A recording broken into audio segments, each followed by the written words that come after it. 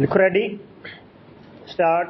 अध्यक्ष महोदय, हम एक ऐसे दोराहे पर खड़े हैं जहां हमारा भविष्य हमें आगे की तरफ ढकेल रहा है और अतीत पीछे की तरफ घसीट रहा है। हम इस उलझन को किस तरह सुलझाएं और अपने जीवन का कैसा ढांचा तैयार करें जिससे हमारी ज़रूरतें भी पूरी हों और हमारे मन और आत्मा को भी खुराक मिलती रहे। हम अपने किन पुराने आदर्शों को कौन सा नया रूप दे सकते हैं। प्रश्नवाचक हमारे देश के अपने खास समस्याएं हैं और साथ ही हम दुनिया के बड़े बड़े मामलों से गुंथे हुए हैं।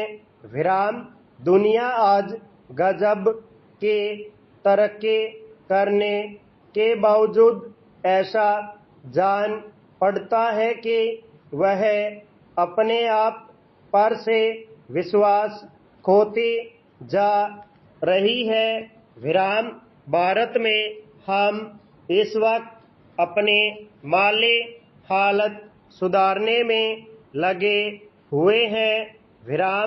पंचशाला योजनाओं से हम अपनी जनता का रहन सहन उठाने की कोशिश कर रहे हैं और बहुत ठीक कर रहे हैं। बगैर इसके किसी भी तरह की तरक्की संभव नहीं। कल्याणकारी राज्य का आदर्श तो अच्छा ही है। फिर भी यह एक थोथी और बेजान चीज हो सकती है क्योंकि आज ऐसे देश भी दुनिया में हैं जो इस मकसद को पा चुके हैं, पर उनके सामने भी नए नए सवाल और नई नई गुत्थियां आ गई हैं और इन गुत्थियों को वे मशीनों से या माली हालत को सुधार कर सुलझा नहीं पाए। मानव स्वभाव की कुछ बुनियादी जरूरतों को पूरा करने में अब तक धर्म और मजहब का काफी बड़ा हाथ रहा है, मगर इस तरह के धर्म की पकड़ अब ढीली हो चली है। उसका असर फीका पड़ चुका है और वह आजकल के दलीलों और साइंस के सामने टिक नहीं पा रहा है।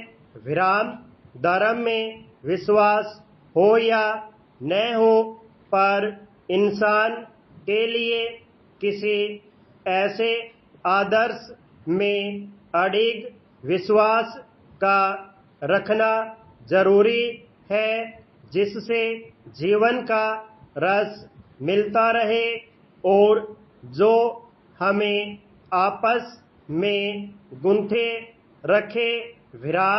हमें तो आगे की तरफ देखना है और उसके लिए पूरे जोश और विश्वास के साथ काम करना है।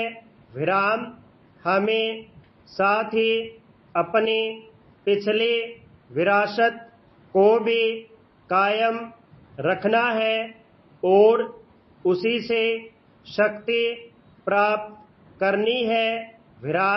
परिवर्तन जरूरी है, मगर अपने पुराने इतिहास से मुंह फेरना अपनी ही जड़ों को खोदना है। विराम।